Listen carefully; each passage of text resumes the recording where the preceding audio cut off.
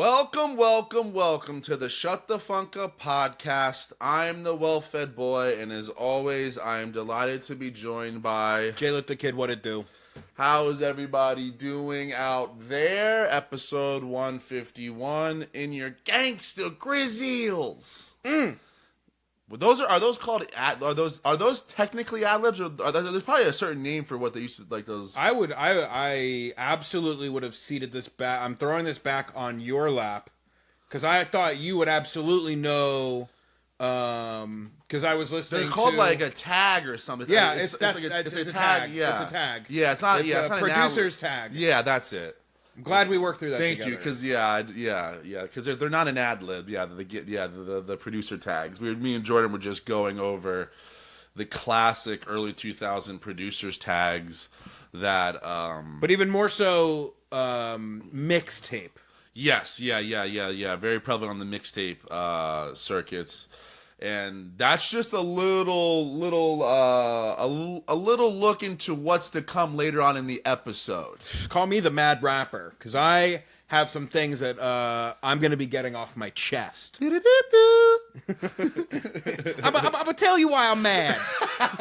It's actually, man, it's so good. Yeah. The Mad Rapper was an iconic song. My fourth album. My shit's more John Blaze than that. My favorite line of the entire Biggie album. My shit is more John Blaze than that. And like the way he says it, he's like passionate about it. He's like, my shit's more John Blaze than that. Like he fucking means it. Oh no, he does. Yeah. It's really good. Hope everybody's doing good out there. As always, you can call in 305-741-2371. Hit us up. We haven't had any lately. I checked today. Holler at your boy. Because Google, they always make you check in and be like, hey, you you still there? Yeah, you still watching? They never leave a voicemail. You know what I mean? But they want you to like. That's what it's for. They're trying to always get rid of. I feel like they're always just trying to get rid of. Trying to muscle us out. Yeah. So I got in there today to make sure we were still good. We were still in the phone book, and I was disappointed. I was like, "Yo, where's everybody at? It's cooled off in here."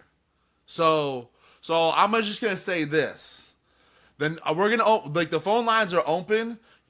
Call us. You can text too. That's another thing too. You don't even have to call and leave a voicemail. 305-741-2371. Yo, just pop that number in. I'll say it slower. 305-741-2371. Hey. Pop that in. Save it as the Shut the Funk Up podcast, and just while you're listening, open. You got something to say? Yo, and honestly, I can tell you right now. It's connected to my phone. Talk sideways. It's connected. Yo. Talk out the side of the neck. Yo, sit crooked but talk straight. And I get we got our phones are on our wrists now. So if you pop off a quick text while you're listening to us, I'll get it and I'll see it. I'll answer you right now live. I'll end a client meeting early just to respond. Yeah, so we're opening it back up. Get in there, and I'm gonna tell you this. The next person that pops in there and has something either has a nice rebuttal to when we're always asking people to hit us up, or maybe just someone that comes with some content, someone that provides some outside content to us. Uber Eats meal on the boy. Ooh, just put them because I want to get. Listen, we're not gonna and have a subtle dig at one of us. You can choose. Dealer's choice. Yeah, but get back in there. That's just a lot of fun for us. And like I said, you don't even have to leave a voicemail. You can pop a text message in there. We're making it really fucking easy for you guys. How was the weekend, bud? I thought we had a lovely time. I've been waiting to kind of just. It was pretty. It was for a 1-year-old. It was my niece's 1-year-old. It was Brokeback Benny's daughter's 1-year birthday party, and I thought it was pretty. It was all right. It's pretty good actually. Didn't see Sunbeam, white bread boy Benny going with the Cuban food. My favorite. Yeah, he pulled up with the Las Vegas Cuban cuisine, and a lot of it gone. All of it was gone. I had a conversation with that pulled pork in a different way. Dude, was it you? Did you go back and hit the Juicies? And then I never went originally. Okay. I waited till the end. I knew what I wanted, and I waited for that player to fall in the draft, and I went and got him. Dude, you absolutely got a steal.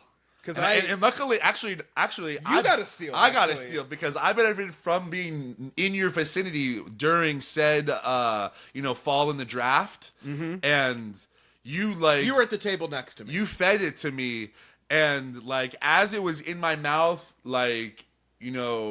and registering with my brain and nervous system, you're watching it like in the movie. Yeah, you're like, yo, that shit was juicy, and I was like, bro, that was the juiciest thing, and you're like, bro, you gotta wait till the end, and I was like, that's a nice Jewish boy that is married just an absolute fiery Cuban girl. He knows now. There's certain cultures I am 1,000% okay with appropriating, and the Cuban people are one of them. Yeah, it was a good shout out to Ben and Paige. I left there or several times at the party. I was like, this party isn't that bad. I was waiting for it to be just an absolute snooze fest. And just like look at the clock of when to go home. This is that's what you were doing? God, you were clock watching? I was on the way there just like, yo, I'm not helping cleaning up. I was driving with Mary, and I was like, yo, we're not cleaning up. Speaking of which, we're gonna dig into that. We got contact was made. First contact was made. Jordan met the missus. Yeah, exactly. Jordan met the missus for the first time. Their pat downs were had. Yeah. Oh yeah. Absolutely. Passed with flying colors, and I think we talked about it on the podcast, right? A couple episodes ago. Yeah. The bathroom test. Yes. When the significant other that you are more acquainted with gets up to go to the restroom, whatever, a very small 2 to 3 minutes. And you saw me when I did? You were like, oh, he's doing it now. Because I was there for a second, and then I got up and just like, and just was like, all right. Passing the ball to you, my guy. Yes. ISO Joe. I'll be back. I'm going to get in the bottom of the post. Yeah.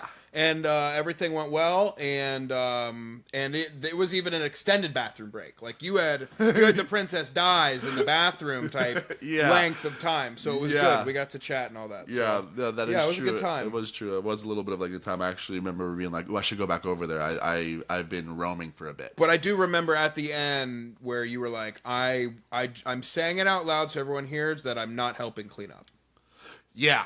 I was present for that. Yeah, I was. Listen, yeah, I was. Doesn't matter what's going on.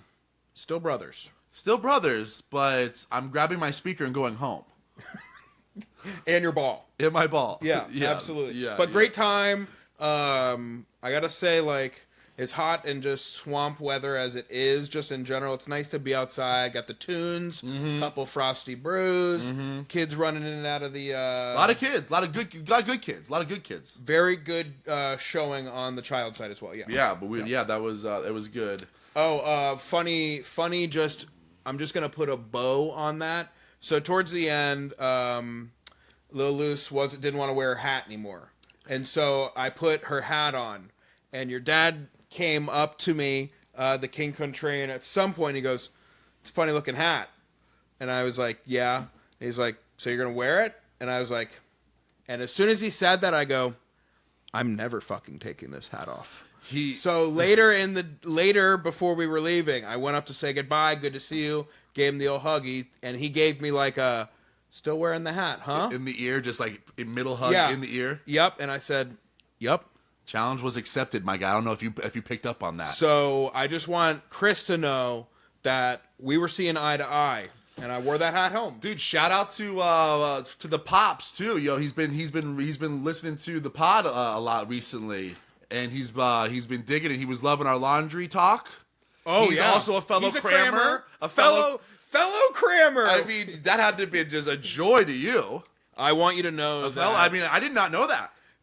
Sunday night at the end of the weekend. Over 30 years. Never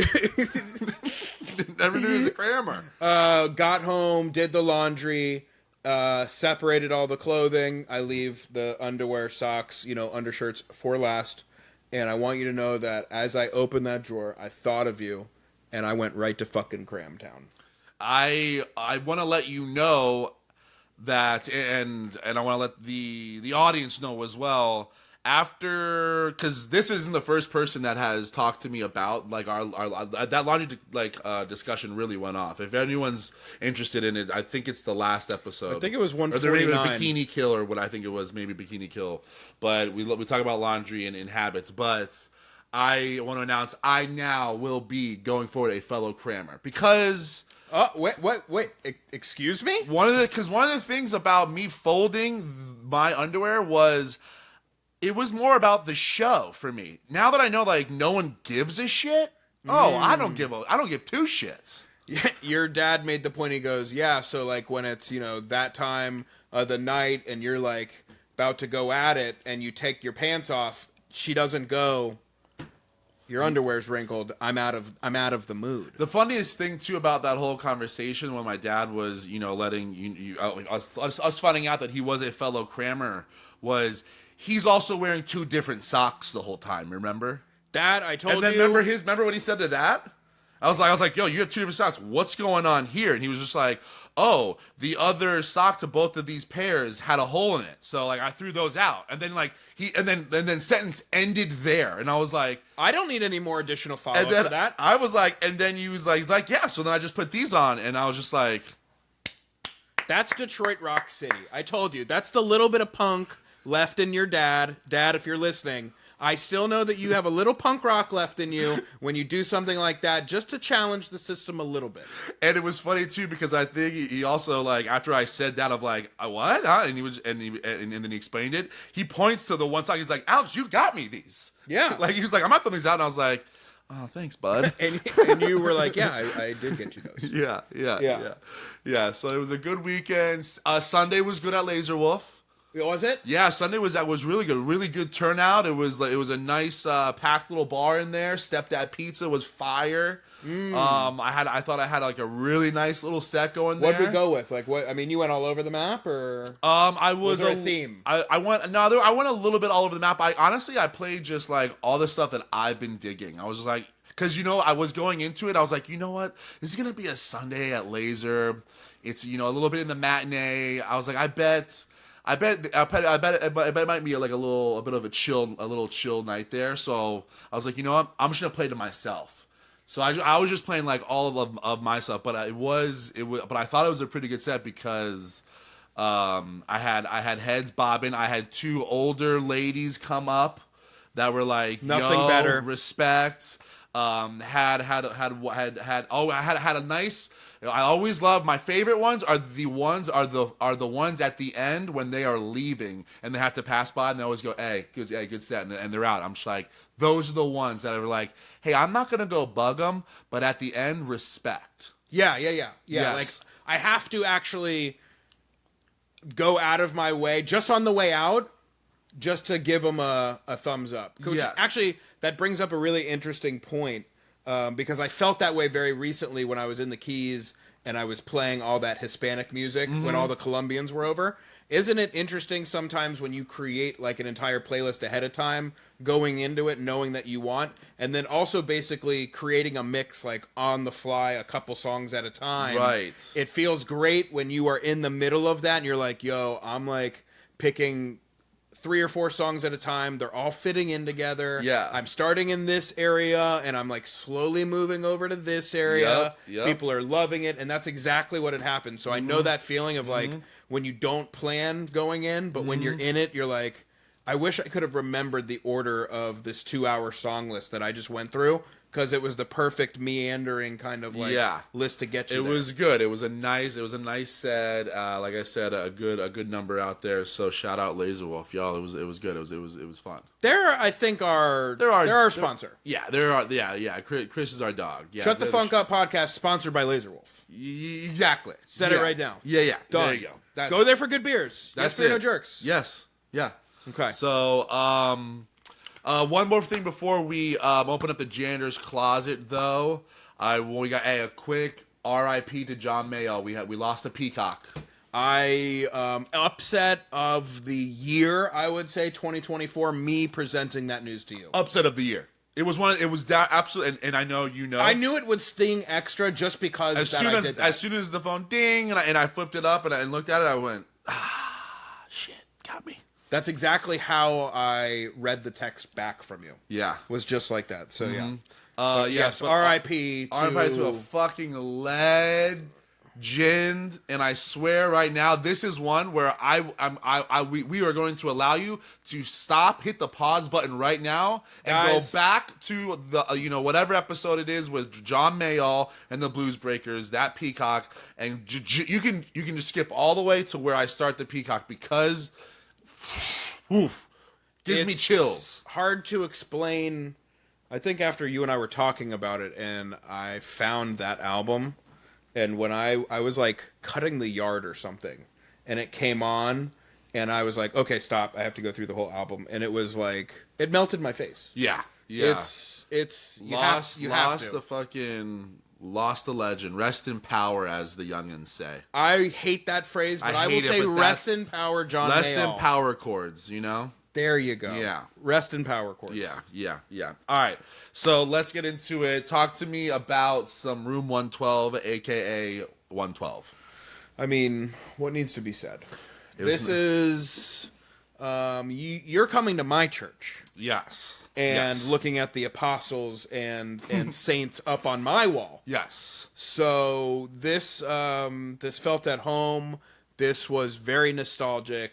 This was 13 to 17-year-old Jay figuring some things out. Maybe figuring not out love. Maybe not figuring some things out. Trying to figure out feelings. But what's this R&B stuff? And how do I use that to my advantage? Yeah, dude. Hips. Like school dances. Yeah. You know what I mean? This is playing at those things. Yeah, the summer dances, roller rinks. I mean, this is summer camp. And you guys, I think, all have. And this is kind of. I guess it's kind of odd, maybe, that this is a band that or group that takes you back to harkens back to a time. But it truly does bring me back from late middle school to I still haven't graduated high school yet. Yes. So it's always good for me. There's a couple that you just have to have in that playlist, in that rotation when you're freestyling on the ones and twos on the power chord. Yeah. And you know what? Throw in a little 112. Yep.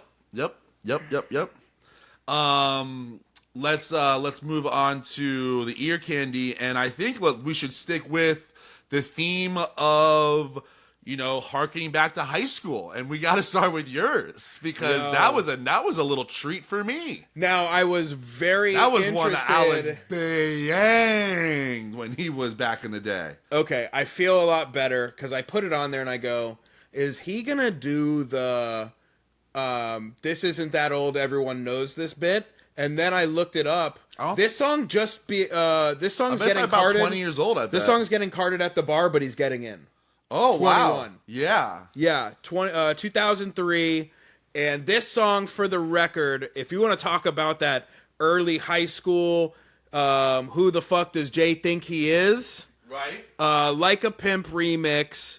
This is David Banner and Twista. Twista. Rhymes, correct. Right? The yeah. is the remix. I'll play the fucking video because it's so much better when playing the video. I don't remember I'm trying to remember if I even know the video. This beat was so nasty. This beat was legendary. It's loading. Hold on, people. Dude, the mix the Hypnotic and Hennessy. We call it the Incredible Hulk. I can remember. I bought those two things and multiple times. Real good, get down on the floor, on the floor. Real good, get down on the floor, on the floor. Real good, get down on the floor, on the floor. Like a pill, get down on the floor, on the floor. Real good, get down on the floor, on the floor. Like a pill, get down on the floor, on the floor. Real good, get down on the floor, on the floor. By the time I hit the door, I saw on the floor. Dressed in suits, tricking out lay dough. Me, I'm a pimp, I ain't paying for no sex. Man, I'd rather buy a car or a new Rolex. Cause I got street face, so fly like birds. I got one hole in the serve. When I hit the club, I'ma be with David Banner, a thug with bad table manners. We act bad, what is y'all saying? Like when we walk inside clubs, so they gal hands, cause they know we run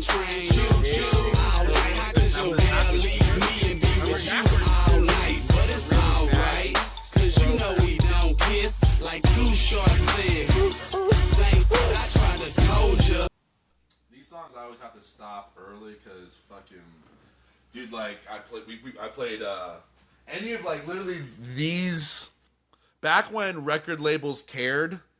Time being, Yeah. YouTube. Whenever I play them, YouTube always like, yo, you gotta take that shit out, or we're not posting your stuff. Like like when I played 112 last week, they're like, gotta take that shit out. Yeah, it's like that's one thing I learned. But if it's not from like the era of when records were being made off of actual royalties and stuff, Yeah. They've always flagged those. That song though, because like some of these beat. older songs I forget about, and then it's like a drug where I hear it, I binge it, and then I file it back away into the playlist where I know I won't forget about it. Yeah. And that's what happened with this song. David Banner had a little bit of a run Huge there. run. I liked David Banner a lot. Back in the day, every song that he would come out with were always bangers to me. Well, respect also though, because he was kind of like producer first. Yes. And then he was like, oh, wait, I'm going to not be coaching and I'm just going to come into the game myself. And then he came out with this type of stuff and you're like, oh, you did both there. And that song is like, that's a legendary early 2000s. I might have to do like a 2000s to 2010 top 10 like song, because that might be on the metal stand. Yeah, dude. It's we were discussing when the song was playing there. He put Mississippi on the map. Like I asked 100%. you who's another a Big Crit, which I would have never known that. But like really, Mississippi really does. And he's like a protege to him from Mississippi. So like without him, they're not on the map. Yeah. So good ear candy, like a pimp. Back when the word pimp was very cool to say. Again, that Very cool. Can't stress how cool it was. It was very when someone like, yo, what's up, pimpin'? Like, hey, pimp. Like, yo, he's a pimp. Like, that was a cool ass word. Probably the height of pimp. It was definitely the height of pimp. Now, if you hear that, you really don't hear it unless they're Sex trafficking. I was about to say unless they're actually talking about a real life. Yes. You know. Yeah, pimp. So, that was a good song. That's a good song. Mine completely different. That's good, though. Yeah, mine completely different. This is a brand new song from Karen O. Karen O is from the Yeah Yeah Yeahs, the band the Yeah Yeah Yeahs. She's a lead singer. And she and Danger Mouse, who this song is with, they actually did... I was about to say, former Peacock, and she is on his playlist if you go back and listen to that. Yeah, episode. they did an album... I looked it up. It was 2019, and it's called Lux Prima, and it's an excellent album. The whole album's produced by Danger Mouse, and Karen O sings on it. It's so good. But they are getting back together, and they're doing a second album, and they released a single, and it's called Super Breath. Super breath is what you have when you wake up in the morning after 10 Jamies the night before. That's why I only do Rumplements now. Ooh. Really? Only Rumpies?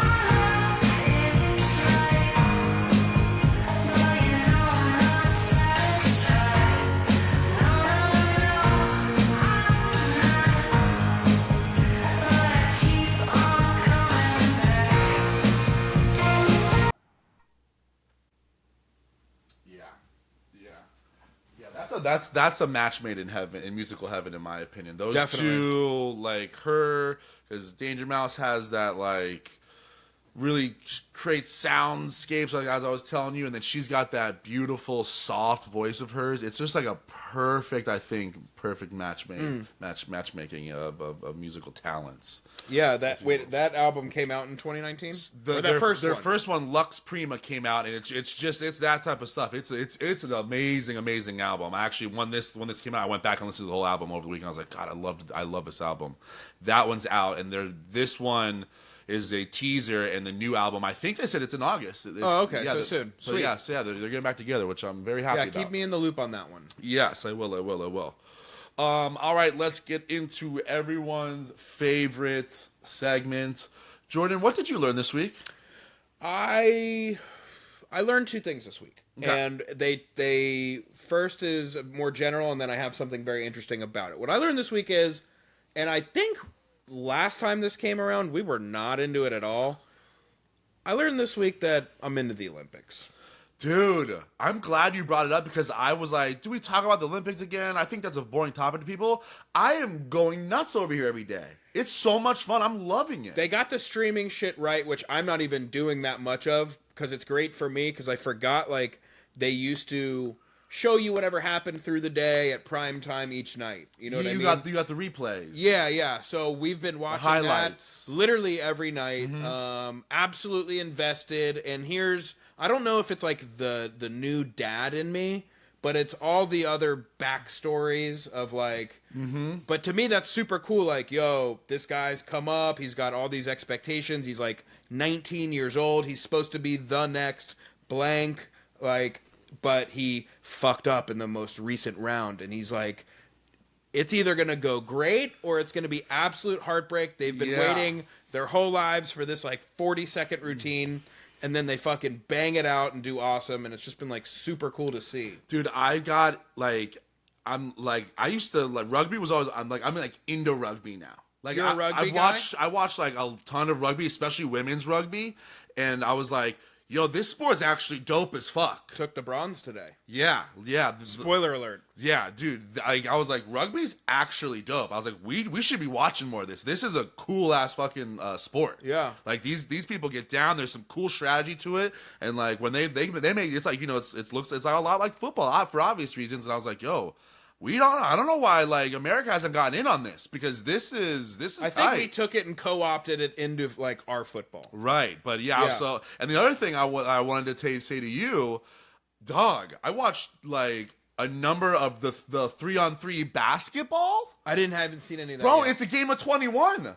That's what it is. They're playing 21, dog. They literally play to 21. The first to 21 wins. I love that. Like, dog, and it's fast paced. Like literally, like they make the basket. You got to go. You don't take it out. You go back behind the line and you bring it back in. I'm like, bro, this is what we used to do in the streets. Yeah, I love that. Bro, it was so. I was like, bro, 3-on-3 basketball, dope. Yeah, I've been like totally in. I remember maybe because it was like a COVID thing and like no one was there. And it was in 2021 instead of 2020. Maybe like all these things added up. I'm pretty sure last time you and I were very laissez-faire about it. Yeah. We couldn't have been bothered to even really turn it on. Yeah. And this time I've absolutely been like locked in each night. I'm with you, man. And totally like into just watching competition at its highest form and see where the chips fall. I'll say this too, and this is a big one.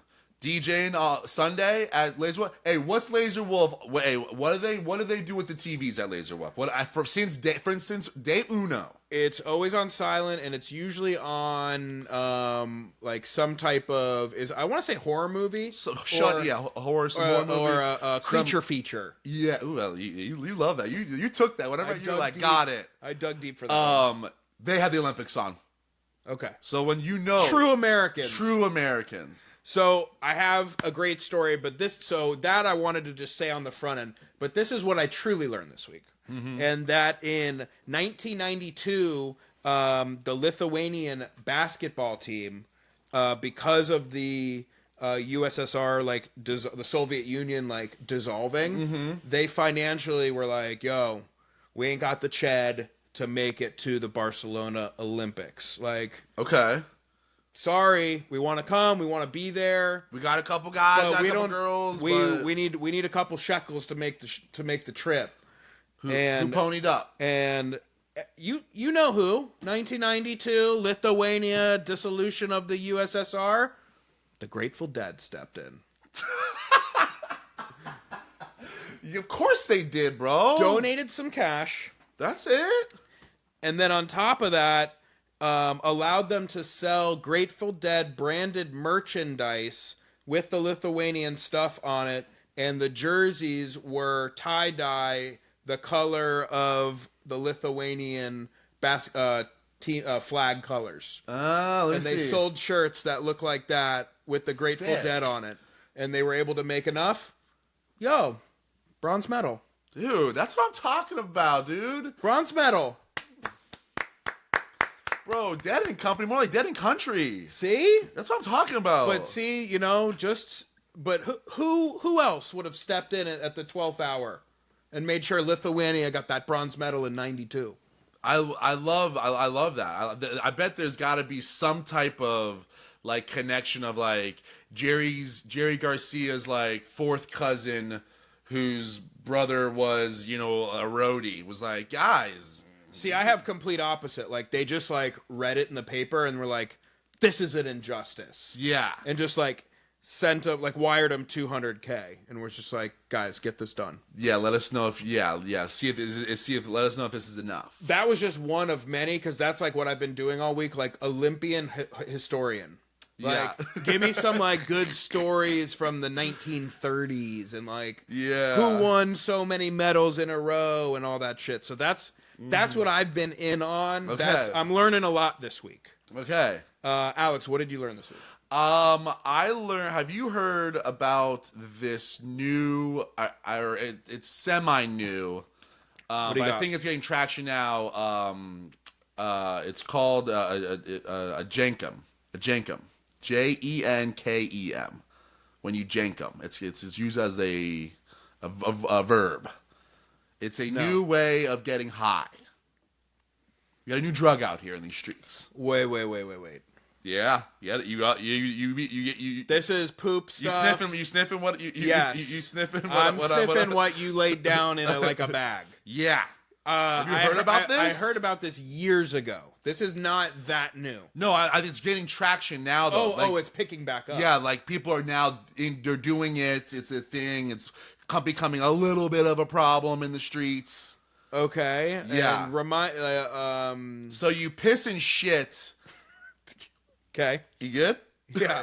You piss and shit in a jar or like some type of bucket. A mason jar would be nice, and then you seal it, let that thing ferment, and then open it back up a few weeks later and start huffing. You pop that jar open.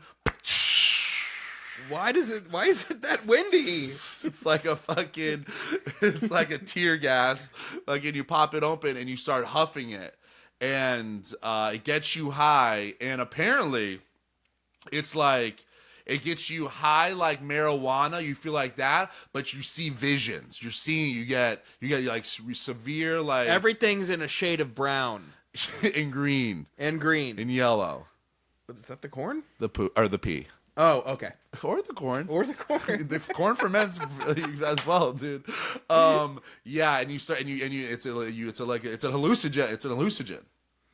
That I do not want to do. Yeah, so it's out here. It's getting back in these streets. People are getting really back into it. And I just wanted to make the public and people Where is aware. this I've never happening? even heard of it. I don't understand how the fiends that are living out on the streets would do this, because I feel like they wouldn't have the patience to let it ferment. So where are they getting weak old shit piss from? You've got the fiends out here in the streets like shitting in a fucking used Home Depot bucket and sealing it with a balloon that they found, and then just like going 2 days and just being like, just popping it open just because they need it that bad, and they can't ever let it fully ferment. Yeah. Disgusting. That's what disgusting. Yeah, thank you. Jesus Christ. Yeah, so that's what I learned this week. I learned about jenkeming. Gross. Yeah, very gross, very gross. Yo, don't do it, guys. Stay away. Don't do drugs. Guys, just say no. Just say no. That's all. And speaking of what also to just say no, Puff Daddy. Oh, He's back okay. in the news. Have you seen? Has he left the news? You know, he's prairie dogging it. Yeah. He's popping in and out. Mm-hmm. He's popping in and out. Mm-hmm. He's prairie dogging, and that's why I call him P Diddy. Prairie Diddy. Prairie Diddy. Prairie Diddy. That's what his new name is now. Okay. Prairie Dog Diddy. Did you see the new thing? Have you seen? I what's going on with Tupac? Is this where he potentially, allegedly, might have set up the hit? Yes. I did see that. I thought, and there was also, I think, another one where they were talking about he was trying to set one up on Biggie. Right, that was always the forever. Okay. That one I feel like it's been out there for 10, 15 years now that they always said that. But I looked into it. I did the heavy lifting for everybody. Thank you. And so because remember, a few months ago, Homeboy in Las Vegas got Keefy D. Yeah, the Las Vegas. Remember, I think it was from. It was in Las Vegas. It was in Las Vegas. Well, the Las Vegas, yeah, extradited, but I think he was living in New York, whatever is where they went, or somewhere, whatever. It doesn't matter. Yeah, he's in Las Vegas now, and he's in trial right now. He's in trial, and so all the documents, all the court documents, all of the proceedings, everything's now coming out each day, and it came out last week that in one of the documents, the guy that got arrested, he was telling. He tells prosecutors that Puff Daddy actually, he had said multiple times that he was put, it was for a Suge Knight. It wasn't for Tupac, because what the guy says in his depositions he's like, yeah, multiple times I was with Puff Daddy when he was like, yo, I want that MFer's head, talking about Suge Knight. Yeah. I would pay to have that motherfucker's head. He would say multiple times on multiple occasions around Crips out in the West Coast, and then I never heard this game, but it was like the MOB 12 pivots gang in New York. I don't know, it was like some MOB gang in New York. That's what they were called. And this guy was like, yeah, I was with Diddy multiple times where he was with gangsters saying that shit. And then I guess one of the known gangsters out in LA, his name was Zap. He was around for a couple of those times when he said it, and allegedly, that a few months after Tupac's death, that guy came into a shit ton of money out of nowhere, and he remembers it being yo, because he was just a low level gangster and didn't have a lot of money, and all of a sudden he was a millionaire overnight. He had a ton of fucking money, and no one knew why. And so what the guy says in deposition is he thinks that. But he just thinks it. He doesn't actually know. He doesn't know. No, it was all that from what I read, that was all that they got out. Nothing. They don't have anything, but it was interesting. He was like, yo, he goes, a lot of the people on the streets think that Puffy was putting out a hit on Suge's head, and Zap went through with it. Collateral and he missed. damage. Yes. I can see that. Right. Suge is one of the most hateable people out there, right? Yeah. Oh my gosh, yeah. Yeah. He has to be. He's a menace. Yeah. I don't even think Snoop and Dr. Dre like his ass. Nah, and they're both yo, we're so glad that Bulldog's behind bars. Yeah. Yeah. He was only gonna end up there. Mm-hmm. So yeah, just a quick update from Prairie Diddy. Just throw that on, on the on top of the coals that are inside of the train. Yes. on the station. Yeah. Yeah. So just there's an evil man. If I find out he took out who would have thought that's terrible. I want, because right now I'm a believer in, it was one of the guys that he had Tupac had the run in the lobby of the casino floor. Remember, it was one of the gangsters that he whatever. I like that story better because that's what gangsters do. It's status quo. You step on their Jordans, they're gonna do something about it. Exactly. Okay, but if it was actually bro, Well, you're getting into the competition like that, like zero. Not that we had respect before because you're already pulled into cancellation station, but that's just terrible. And that's like a cultural. You want it to be someone from the opposite coast or a gangster from their hometown that did it, and it not be like this kind of cover-up conspiracy. It goes much deeper than that. You do want the gangsters to just be gangsterin'. Yes. So I agree with you. And maybe is that, I don't know if we're putting like our heads in the sand on that one. And being like, we just hope that that was the case. Yeah. Because like, I don't want to live in a world where I have to like Diddy's not safe then, right? Like someone will take care of that. Yeah. Allegedly, if he ever does actually get locked up, like you killed the person who we listen to every day. Kendrick's gonna. Ooh. Kendrick, he's the guy that'll go, guys, I'll get the goons. Oh, I don't even. I think he just says something coded, and the people there know. Yeah, something like that. Like he's gonna like say, because they definitely have a code word. Yeah, and he's gonna rap it. Or that's gonna be the name of the song. They're like, "Yo, it's called Diddy's Dad." Diddy's dead. Yeah. So we'll keep, like we do here. We keep you updated on all of the, just the news of importance. Thank you. So I did my homework on some albums. You said to skip over Childish Gambino, so I didn't do Childish Gambino. You didn't do it yet. You said I didn't have. You said I didn't have to. You said you literally told me you're all set. I did. So I didn't even touch Childish Wow, Gambino. respect. Didn't even touch it. So started with Pete Rock and Common. Okay. I loved it. Really? I really liked it. Like, I thought the beats, almost every single beat on there was impeccable. I loved all of Common's stuff. I liked Bilal and some of the features he had on there too. I really enjoyed that album. Actually, it was a nice throwback to. It's like 2004. Yeah, I loved it. I thought the production on it was just impeccable.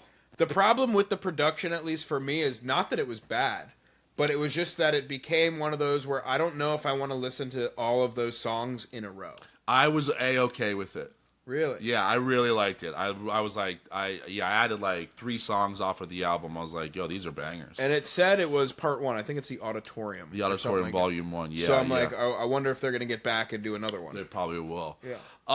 So the other 2 that I did, one was, honestly, I really wasn't going to give it a listen. I listened to the single off of the album, but then it just started getting more and more like rumble on What pulled you in? On Instagram. It was when I found out it was the Eminem album. It was when I found out on the internet, they're like, yeah, the album is a concept album and you have to listen from front to back. That was when I was like, huh? Like, because I saw multiple like big accounts that were just like, yo, if you're just listening to like one track or like 2 and just not listen to it in the others, like, then you've kind of fucked up listening to the album. And that was when I was like, all right, now I'm intrigued. Now you've got me. Let's check it out. And so I checked it out, and bro, it's so dope what he did. It's obviously the Death of Slim Shady is the name of the album, and the album is, I don't know if you know, but each song, one is Marshall Mathers, and the next song is Slim Shady. Because remember, he had those 2 different personalities back in the day. And dude, it's kind of cool because Marshall Mathers is the Eminem of right now, the intellectual, the dad, the grown up, not the piece of shit. Slim Shady's the piece of shit. And not only is Slim Shady the piece of shit, Slim Shady's one is like, he's like the non-woke rapper. Like there are lines on the Slim Shady songs that you're just like, holy shit. And it's kind of tight the way that he like did this of like them going back and forth, and as the album goes on, like Marshall Mathers is gaining, like he's doing better than him, and he's beating him in this like weird album battle, and like at the end of it, it culminates with the death of Slim Shady. But it was just really, I thought it was very, very like very impressive and smart on Eminem's to be like, yo, because we live in such this woke and non-woke and liberal and conservative like time in our country, where it was really cool how, and he's so smart the way he does the Slim Shady songs and like saying these crazy things and like, but he's saying them to bring them attention and show you like that, yeah, these aren't woke, but why are they not woke? But you shouldn't say them, and like the way Slim Shady, like it was really cool. And each song is literally Marshall Mathers, Slim Shady, Marshall Mathers, Slim Shady, and it's one after the other. Okay, it was really. I heard cool. about it. I knew that it was like a concept album, and you had to listen to it in order. But for me, and the reason it didn't get me was mostly because like I loved the first album. It's one of the first CDs I ever had. But. And it's very raunchy, unwoke, but also within that, really cool beats and an amazing lyricist. Yeah. But after like the third album, I kind of got, and especially once he basically got sober, right? I was totally out, and I haven't been engaged on him for so long that I didn't even think to check it out. Even after I heard that. So now, if you're co-signing it, I think I will check it out. I say to you and to anyone out there, I say check it out if you want to get as an educational purpose for that. I like, it was really cool. Like, well, because once you get like past like the third and like the fourth song, you're like, oh my God, I'm seeing exactly what he's doing here. And it's just cool because to me, I just think about him in the studio and or just like coming up with that like that content and just being like, because people don't think that way, man. Like especially rappers fucking don't think that way. And I thought it was really cool what he did. And especially for it to come out now, it's really on the nose. And I think it's even that much more of like, I could see it honestly being played in colleges in classrooms, because the way you start to get it, you're like, damn, this guy is just operating on a different level, and it's fucking smart, and it's really cool, and it's really fucking creative what he's doing. Okay, I'm in. All right, now, review coming forthwith. Yeah, so the third and final one I have for you here that you're definitely going to want to, and it was the best one out of all of them, was the new No Worries album. Yeah, I don't know if you knew, but Anderson .Paak. Why, Lod? No, it's Knowledge. He just spells it. Yeah. The first one was Yes, Lord. Oh. Right? And the new one yeah. Mm-hmm. Yeah, but No Worries. I haven't listened to it yet. Yeah, No Worries, if anyone doesn't know, it's Anderson .Paak and the Stones Throw producer and rapper and artist, Knowledge. They combine together and become this band called No Worries, NXW Worries. And it's out on Stones Throw. Bro, it's so nasty. It's so dog. The beats are so fucking sick. I like Knowledge. Pac is so fucking, obviously Pac does no wrong at this point. Yeah. Anderson .Paak is so good, and he's rapping on this shit. And I miss when he actually tried like Malibu, just hit me with some rap. Because that boy can rap his ass off. And he's clever too, and he's got that cool sounding voice as well. But it's got a ton of dope features, bro. It's got Thundercat on there, Hers on there. Mm-hmm. There's a ton of Snoop Dogg's on one. It's got a lot of really cool features on it. It's got some good girth and length to it. I think it's like almost probably 15 tracks, and it's fucking tight, dude. It's a good fucking hip hop album that came out in the last month. Yeah, check it out. I can't stop playing it. Like I'm beat knocking to it. And it's one of the better ones, I think, that hip hop albums that's come out this year. I am very glad, because I'm going to segue right into my. That's why when you sent that text message there, I was like, "Ooh, I know exactly how we're going to run this." Because the State of the Union, and I am interested. First off, No Worries has always done good stuff. Yeah. So I don't. And if you're saying they've even built off their old stuff and it's better, I can't wait for it. But I have a couple actual questions for you here, but also mixed in are some album reviews that I've done recently. Cool. And it's just the state of hip hop right now is in a position where they're like, all right, you just heard it from Alex, a great new album came out. But there are so many trash albums that are coming out. It's so watered We've called down. this almost over a year ago. I think bad. I think this podcast called A State of Emergence on Hip Hop literally over a year ago. We are just clinging to life right now. Is what it feels like. So there's just a lot of shit. That's what the problem is. There's just a lot of shit. But for example, this first one I listened to, this is DJ Mustard, the one who came up with the Kendrick Lamar "Not Like Us" beat, and it's called "Faith of a Mustard Seed." It's it's his album solo. Okay, it's his album, and he had lots of features on it. But I was just like, not good. Okay. Not good at all. Okay. Not a single song on it that I would take. I mean, I guess maybe I'm like the old man shouting in the front yard situation. But like, stay on that soapbox. But it was just like I wanted it to be good. Yeah. Like he got his flowers for that beat, and that got me interested in actually checking out the album. And I was like, not good. Yep. There you go, right there. All set on that, as Good. Alex would say. Death of a Mustard Seed. Death of you actually nailed that title, that album title. There you go. You actually nailed it. I have to query you with this, because I'm just gonna ask you straight up: who is the best female MC ever? The best female MC ever. Because I have mine, and I think I have. So I think we are passing the crown. I would say Lauryn Hill is up Correct. there, right? I would say, yeah. I'd probably say Lauryn. I mean, you put me on the spot. So the first one is Lauryn Hill. I'm going Lauryn Hill. Yeah. But I think, based on not only like lyrics, personality, everything, but also just like moxie and the way she's doing it, and honestly, like I really think it's the case.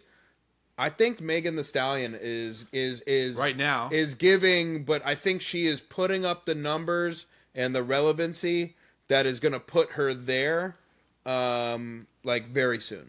Yeah, like the Tina Snow stuff. I agree. Houston, like I agree. She's commercial, but she's also got the street stuff. Like she is got everything. She literally has it all. Nicki Minaj has slowly faded. She was there. She was there for a while. And I think, and then you had Cardi B, obviously, and then now I think it's Megan. But I think it's Megan until Cardi B comes back.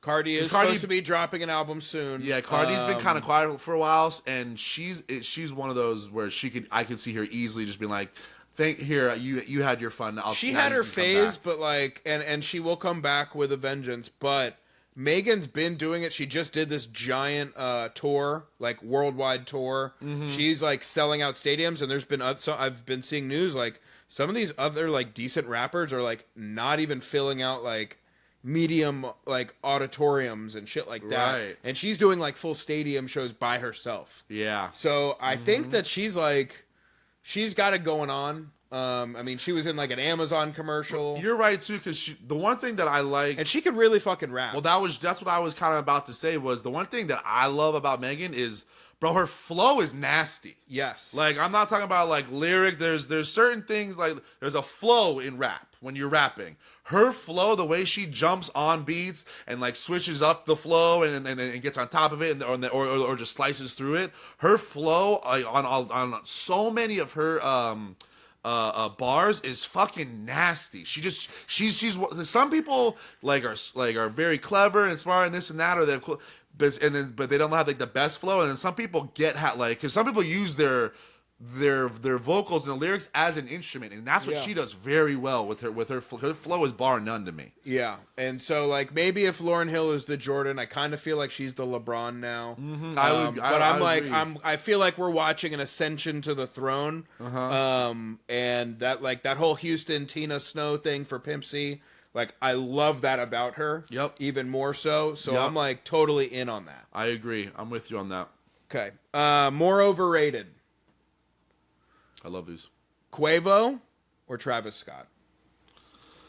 Oh my God, definitely Travis Scott. I think Travis Scott is the most fucking overrated rapper in the entire world. I can tell you right now, and there's not a lie that's coming out of my mouth right now. He is a rapper that continually, whenever he comes out with something, Astro World or whenever it's something new and I see it, I will go. Because I know how big he is. Respect. Everyone always talks about him, and I will go, and I'll go, all right, play. And every time I'm like, am I not getting it? Because this is trash to me. Consistently disappointing. And I literally, because I don't want to sound like that person, I bury it deep. Because you never hear me like walk around trashing him. But he's a guy, every time I go and listen to the song, the new beat, or I'm always like, this ain't it for me.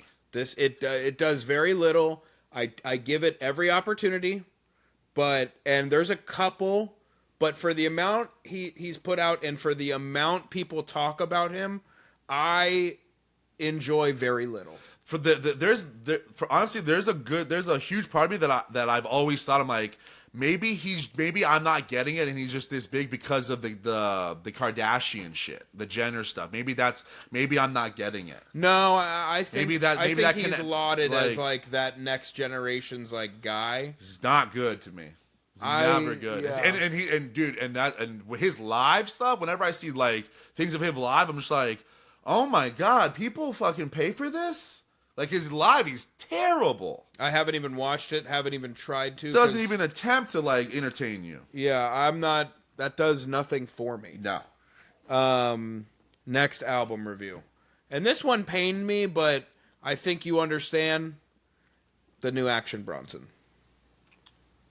Did you even know there was a new Action Bronson? I didn't even know. He's got a guy that puts out like so many like little EPs and like stuff that I don't even know. It's standard Action Bronson. It's meandering. He has crazy lyrics, but I'm just like, it feels like he's never developed to me. He's just doing like this, like, I'm too good to make like an actual song with a chorus and a verse and then chorus and verse. So I'm just gonna like do this meandering thing over these cool beats, but like it doesn't ride at all. And I want it to, and I see what you're saying. I like him, and there are some, and if you look on Spotify, his most popular songs are like the first couple albums where he actually like put a song together in like a normal format. Oh, I love that song, Blue or Baby Girl on Blue. I think it was produced by like I think it was Mark Ronson and shit. But like like that album when it's the cartoon and he's doing like the split. Yeah, that was a great album. Yeah, and it's he's gotten away from that because I feel like he's trying to do like I don't have to do music the way that you tell me to do music, but it's so fragmented is the word I'll use, that it's like it's kind of like I can listen to one song, but I'm like, dude, I'm trying to like ride to this shit, and like you're not connecting it. Would you say he's like being like a little too cute with it? I think he's like, I'm like, yo, like, trying Action, to do a thing too go much? Back in the studio and like put a couple fucking songs together, and like let's get it out there. Okay. You know what I mean? Because I'm picking up what you're putting down, because he can do it. It's kind of what you're saying. I expect a lot more from him. Yeah, I'm like, come on, bro. Like, yo, he can do it. He is that talented. You expect a lot more. I see what you're saying. His lyrics are insane. Yeah, he raps. He's got that cool voice too. Got that New York cool voice. He raps in a way that, and his lyricism. There is no one. The only person that I could actually say reminds me of someone that does it so differently. Specifically with their descriptions, is Young Dro. Okay. Because color-wise, he does these descriptions in these old terms that, like, there's no one that does it like that. Mm-hmm. So I want him to be better than he actually is. Yeah. It's disappointing, though. All right. Action, you're on notice. I'm going to just say that. You're on notice. Get the grades up, okay? We don't want to have to do this again. We don't want you falling into, like, the state of hip-hop right now. Thank you. You get the Action, grades, but you're on notice. Yeah. What do we do about Drake now? I mean, he'll be fine, but good God, I mean, this is just like the latency period where he lays low before the comeback. Yeah, he'll be fine. Like, is he cooking up an album? Dude, he'll be fine. He'll put out an album. He's got a huge fan base. I mean, he's got those blind fans that just like whatever he does and stuff. So he'll be fine. But I think he's just, bro. He's in timeout. He's having some humble pie in time. Exactly. That's all it is, and rightfully so. Hey, you go in the corner, and then when you come back out, you can join everybody else in recess. Yes. That's it. You'll be fine. But it's deserved. Listen. He went in, bro. You can't be throwing wads of paper at the teacher. No, you can't do that. I'm not sure. I feel like overnight, and because losing that battle, he's already been in the game so long. But I kind of feel like now, like Drake is for the older people. Yeah, I think you know what I mean. Like he signed like the beef. He lost the beef, and he lost a step. The one thing that I take away from the whole entire thing, because I think it's obviously the overarching obvious what happened here and why it all started and everything. He's not liked in the industry, dog. It's just now it's out there and it's known. True. He's not respected among his peers, and that is to me the biggest thing that I've taken away from all of it is in which, as everyone knows, in whatever line of industry or work that you do, if your peers don't respect you, it's the worst. And that to me is that's the biggest. I think his big is why he's in the corner, is in timeout, because that's shameful, dog. There's a lot of them out that have all come out and been like, yeah, dude, this guy's been like this. We've been thinking about this. This guy, we've been not liking this guy for a while. I didn't even really. It is true. It is like the airing of the dirty laundry of the industry a little bit made you kind of just oh. Because that's how it. If you remember, that's how it started with Rick Ross in the beginning. He was the one that I forget what the song was called, but Rick Ross was he's the one that had the lines yo, no one likes your ass here, dog. No one likes you in the industry. And then that's when it started. And then Drake came back, and then everyone was like, Kendrick, I'll get in this. J. Cole's all right, I'll get it, because they were like, oh yeah, we don't, none of us like you, dog, and you know this. And now we're gonna let everyone else know that no one likes you. So that to me is the biggest thing of you can take whatever you want from it, because it was all fun, the back and forth, and it got serious. But bro, the people in the industry don't like him, and I think he'll probably if he's smart. He'll probably what's it called, turn face, and probably try to make amends with that type of shit. Save face. Save face. Thank you. I was where are you going with that? Yeah, because he's the type of soft ass dude that would do that. He's gonna try and come around and say yo, my bad, because he's he has that ring from Tupac, and Kendrick was like, we can squash this, but you got to pay that back to the West Coast. Yeah. Well, I don't know, but then did you see he went out and bought the car? Who? Drake went last week, went out and bought the car that got shot up in an auction.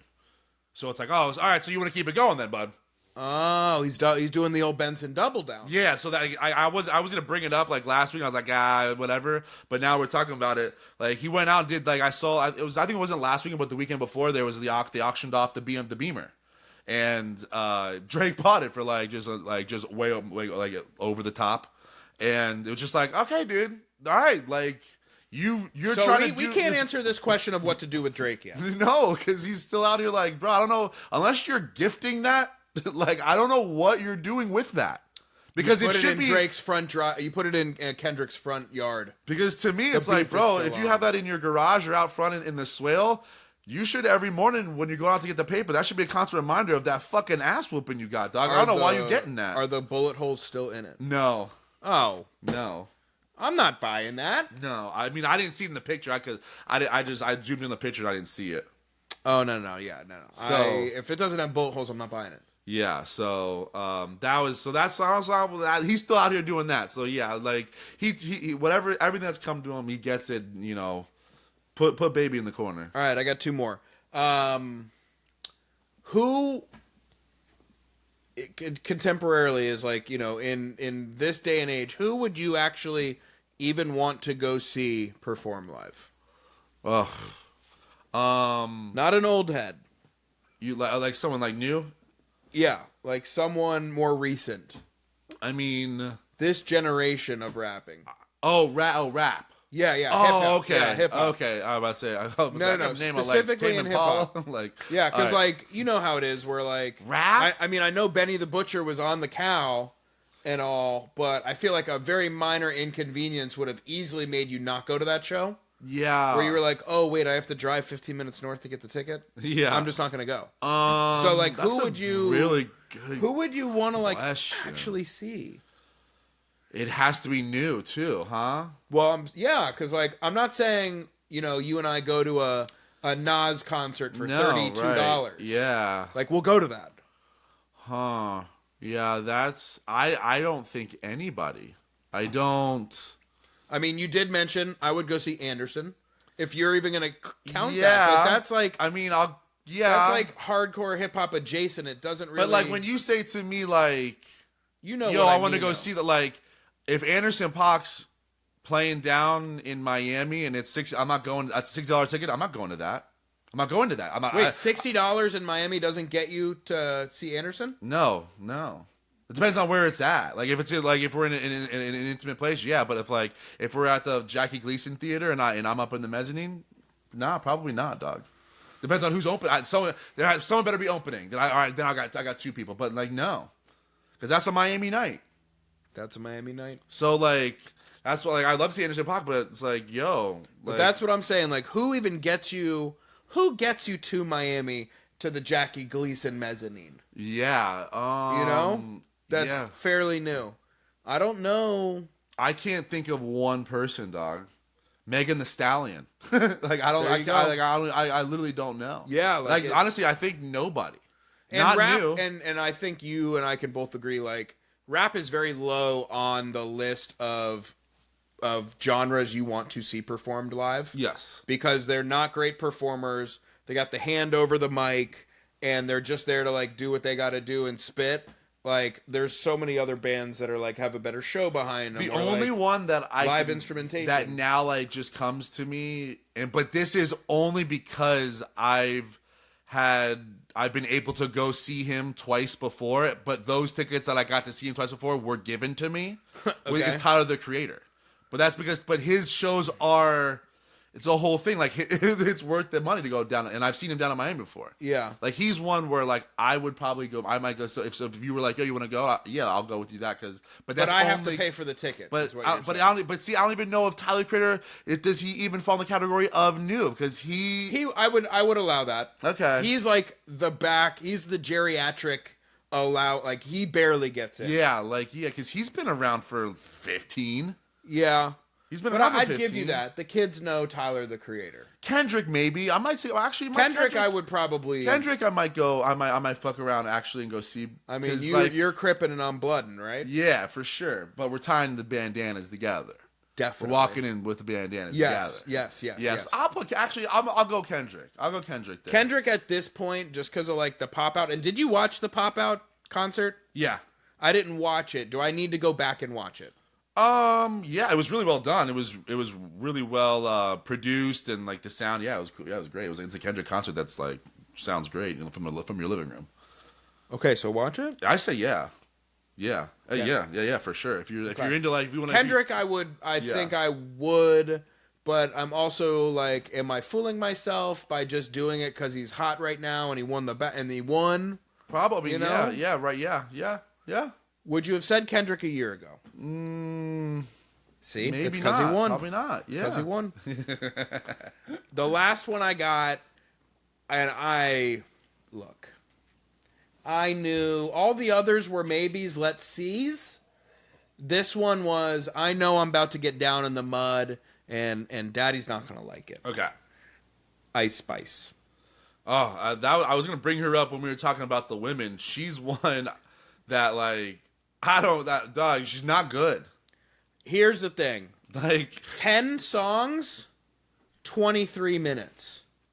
Dog, that's her album. Bro, I popped in on it just because I made fun of it. I don't know if you saw or you've been like on social media ban for a minute. Hashtag unplugged. Yeah.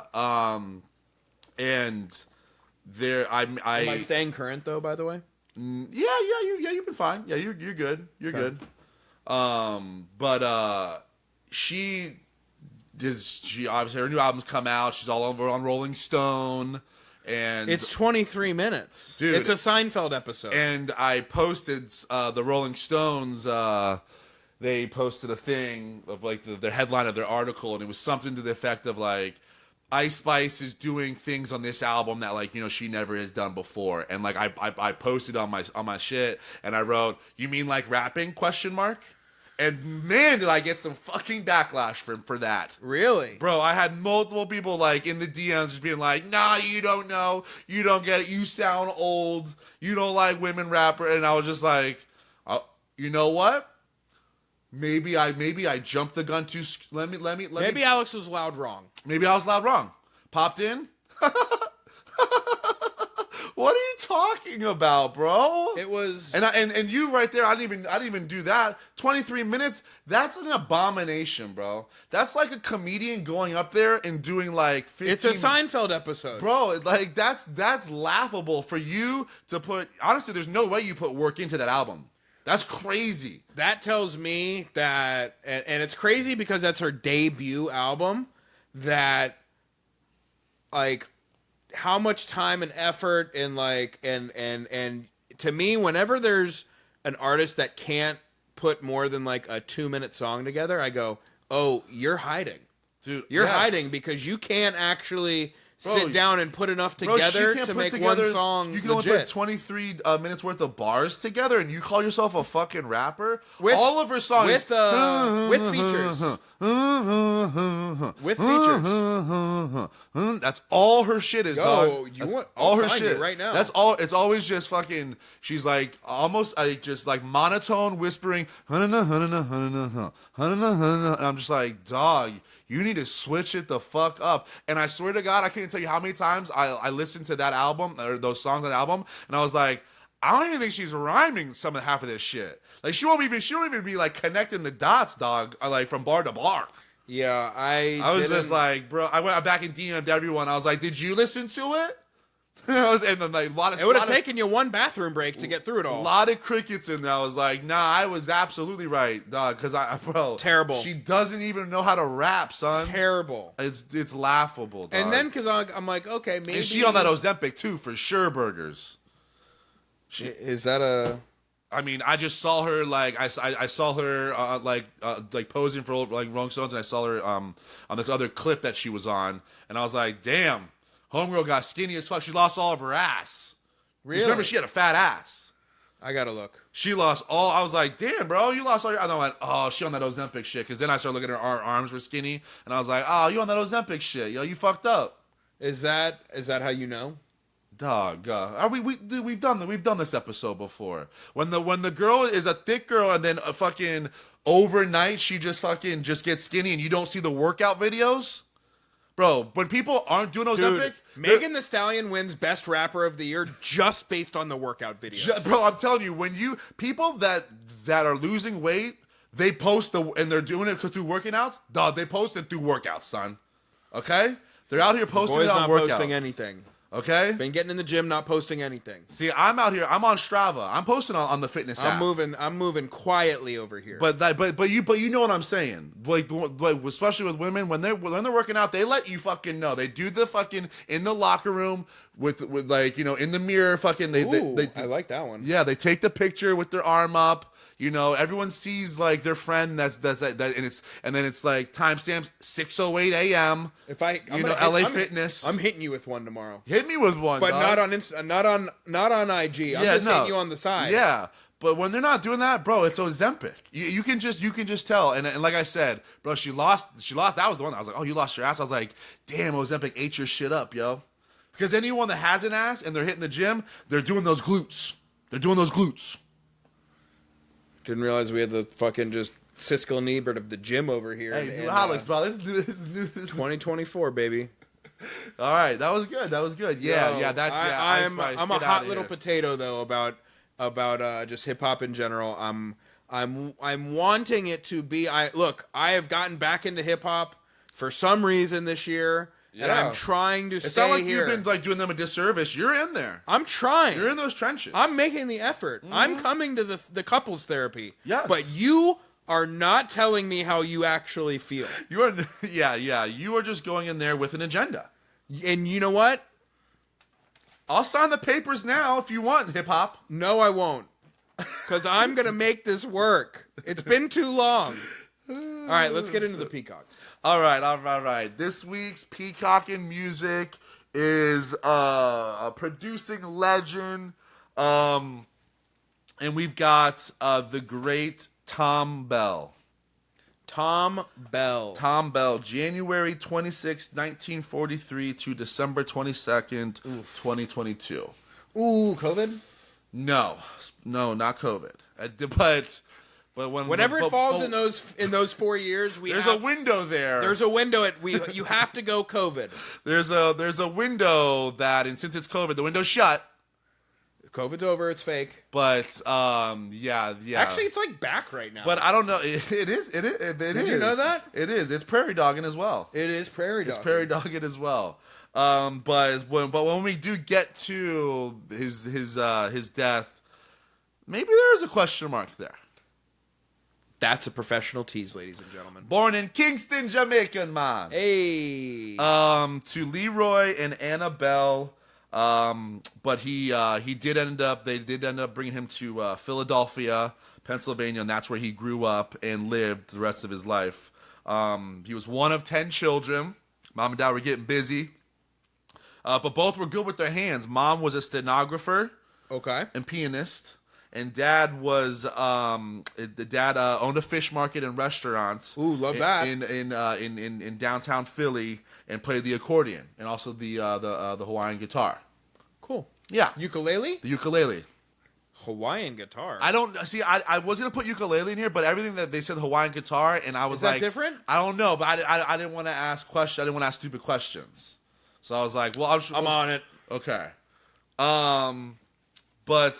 Yeah. So both of them were nice with the hands. Thom Bell, he was classically trained though as a musician, and one of the cool things he did since he was growing up in Philly. Did you find that? It's there's like a lap steel guitar from that's Hawaii, but there's a lot of them also look like slightly larger ukuleles. Yeah, that's what I'm thinking. That's what I think. That's what Pops was playing. Okay. Yeah, so not the yuka.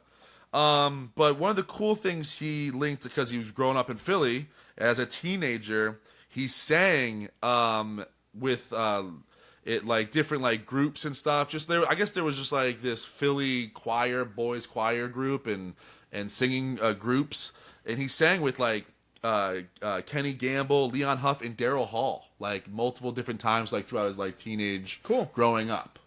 But his first gig that he landed was as a session player and arranger for Cameo Records, which was out of Philly as well. And in 1967, he was introduced to the Delphonics.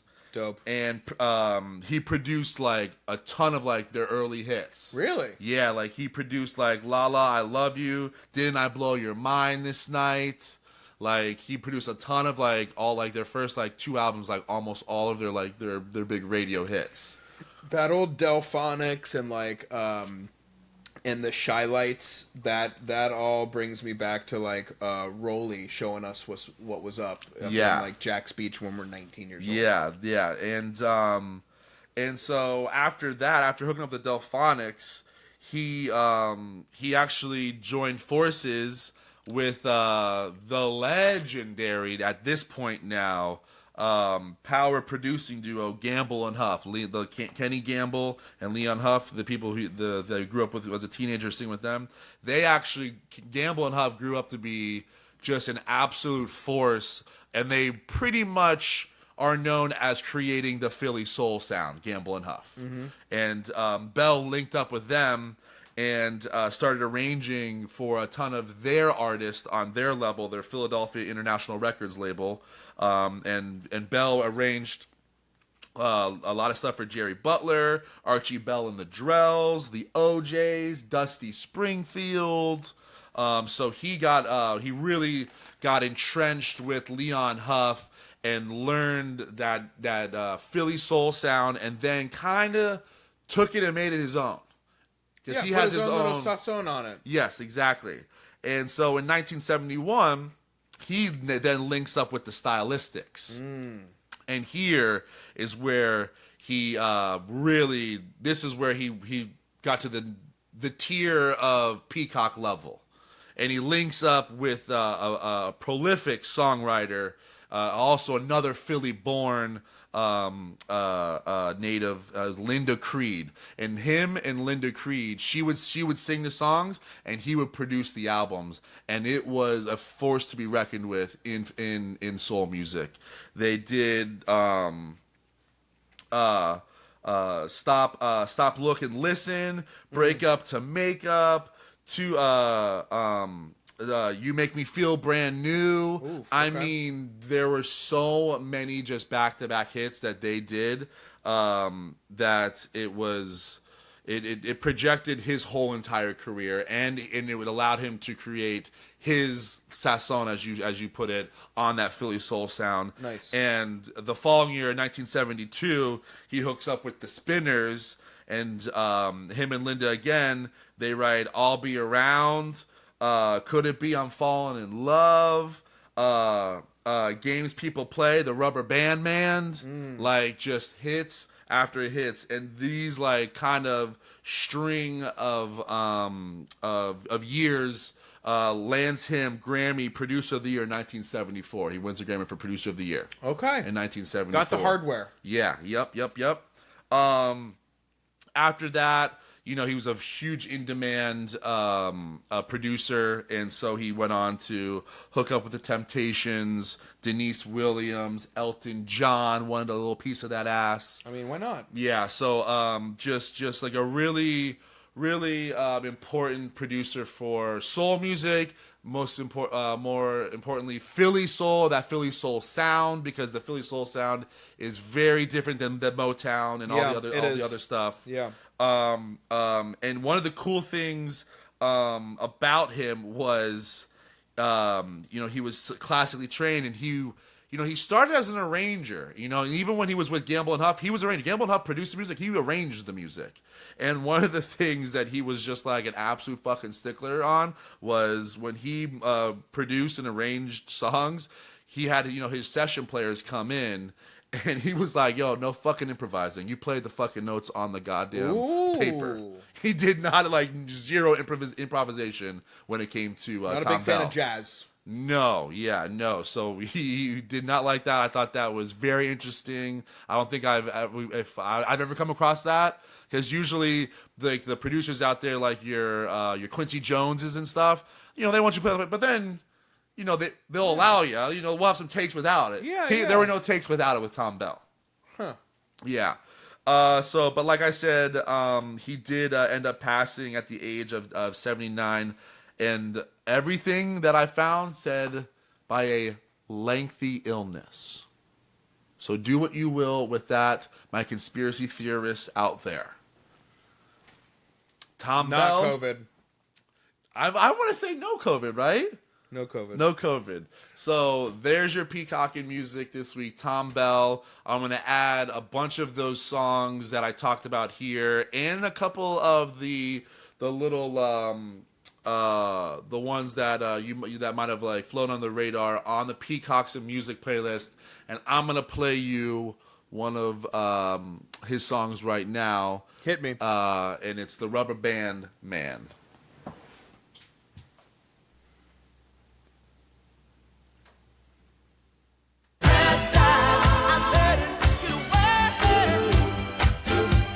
Been playing every day. Oh, I used to love to make you cry. It made me feel like a man inside. If I had been a man in reality, you would be here, baby, loving me. Now my nights are long and lonely, and I ain't too proud, babe, I just miss you so. Girl, but you're too proud and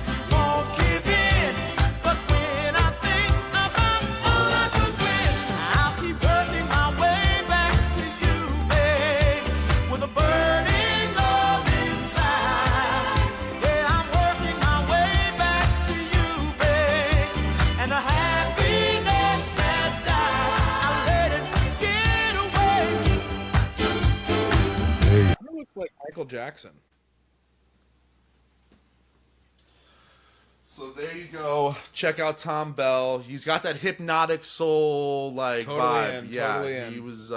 He's an absolute peacock of soul music. So he need to get his respects here on the Shut the Funk Up podcast. Absolutely.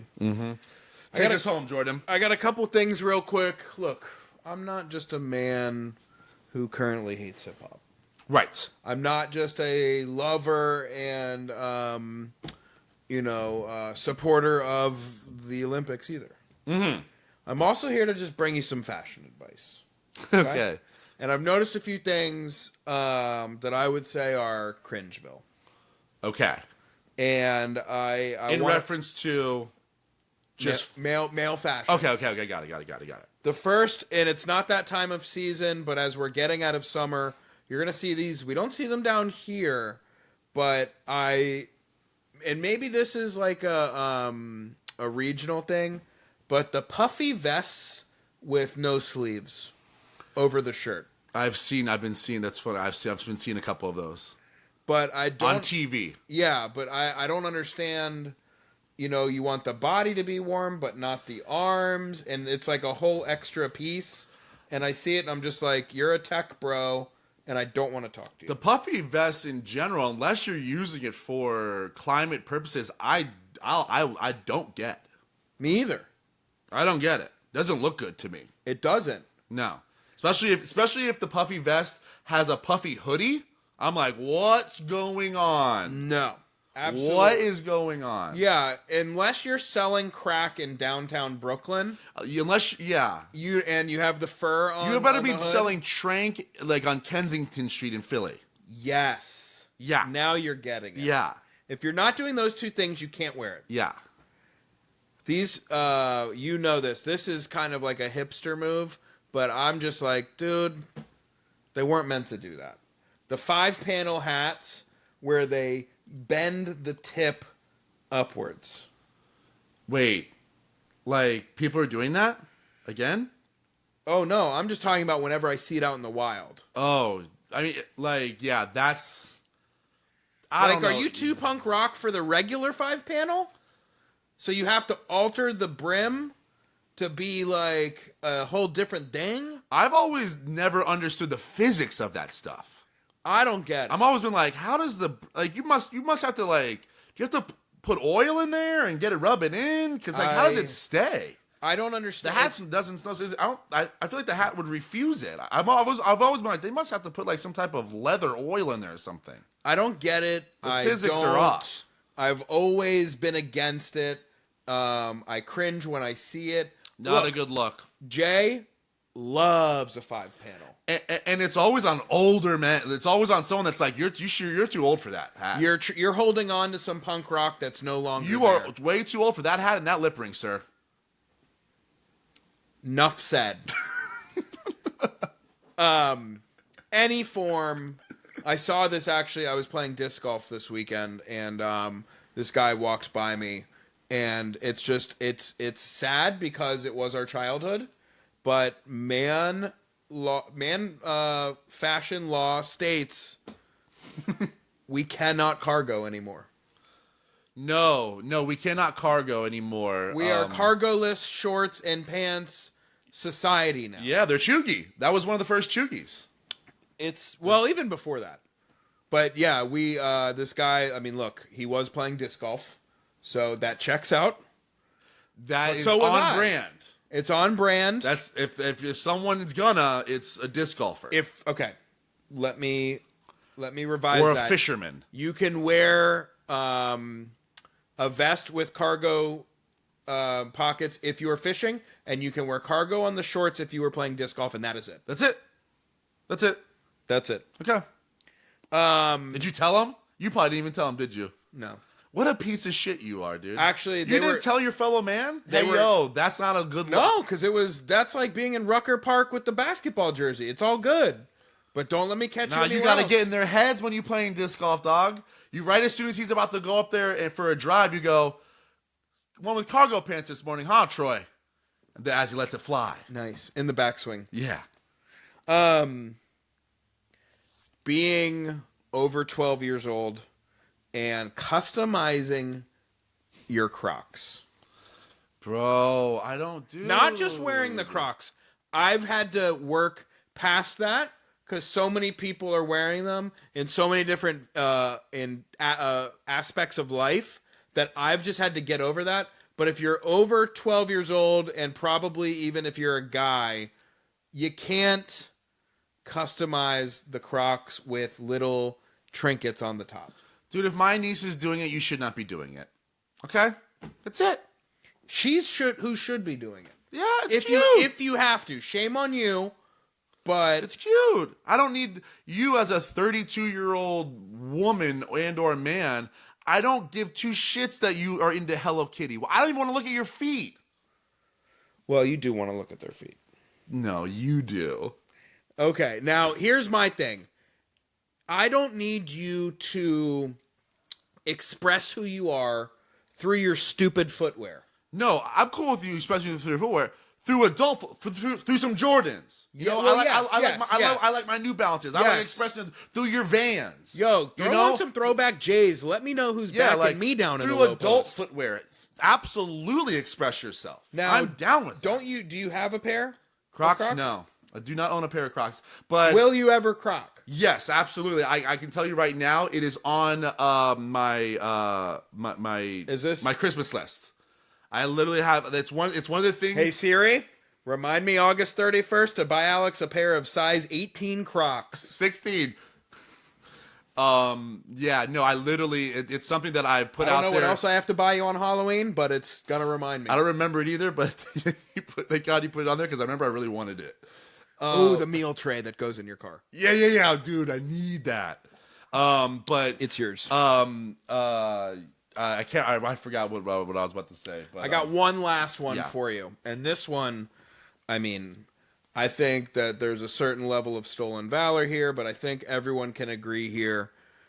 The guys who are wearing like the tactical gear style shirts, pants, etc., that were definitely not in any form of the armed services.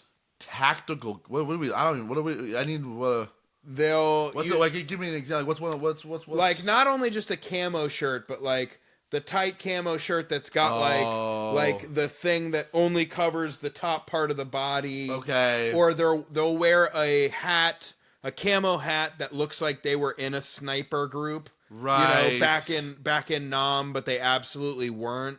They got some tactical boots on. They got the boots, and they like, somehow bro, tucked the bottom of their pants into the boots. Right. It's like, dude, you're at a carnival. You bought those at a surplus store, bro. Yeah, like you did not serve. Dude, you were stealing valor, and I'm not cool with it. Dude, you're here with your wife at my yard sale. Yeah, pipe down a little bit. Chill. You don't need to do some reconnaissance. Yeah, you don't need those glasses you have on to to take the glare out of things so you can see snipers.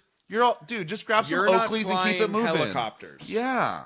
So yeah, that was the last one, and actually the first one I wrote down. When I saw it, I was just like, Oof. I can't Woof. allow this to stand. Woof. Yeah.